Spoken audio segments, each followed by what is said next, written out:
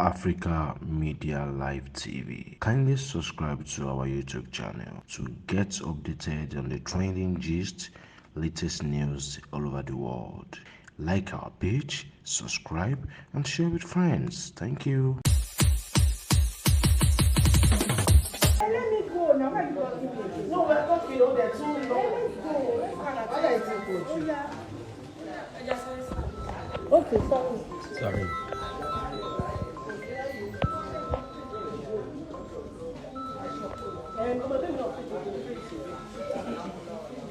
Hey, checking your taxi.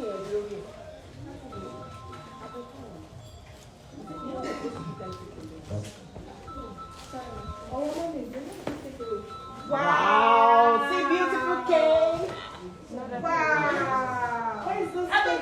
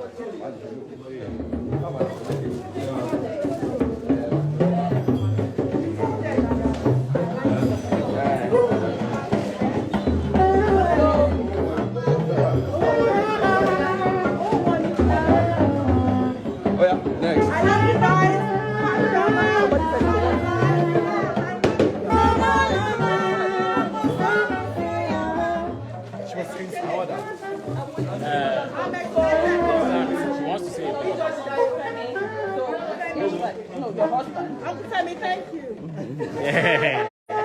Say that again. Uncle Femi, thank you. Okay, cake is coming. Okay, when the cake is coming. There's another cake. This is from Okay. Okwe. There's another cake coming. So this is from Inumitu, Tony, and Rafiat.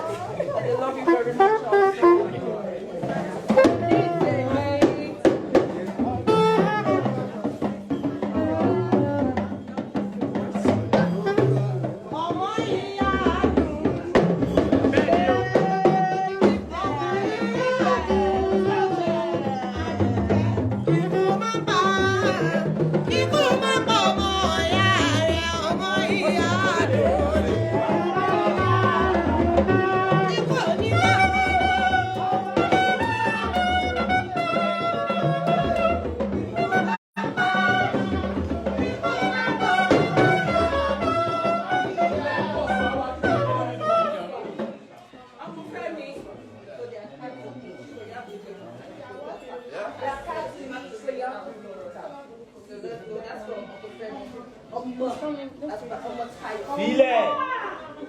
Oh no,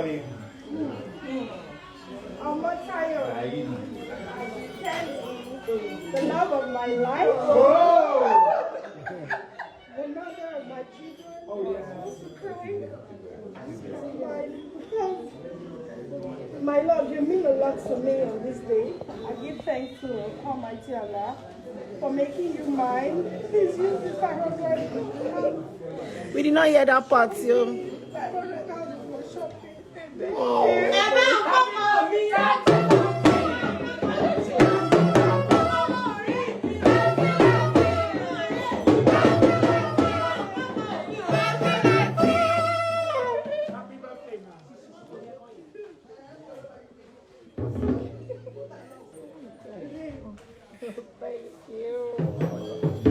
Where's Austin?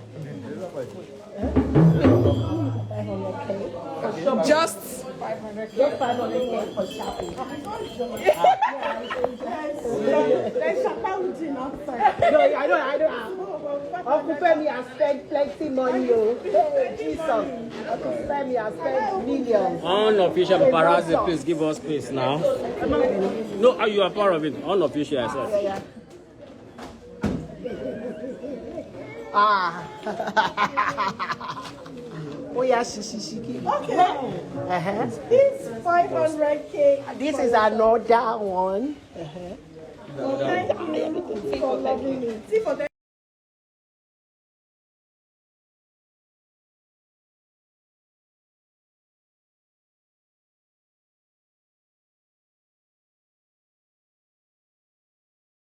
Africa Media Live TV. Kindly subscribe to our YouTube channel to get updated on the trending gist, latest news all over the world.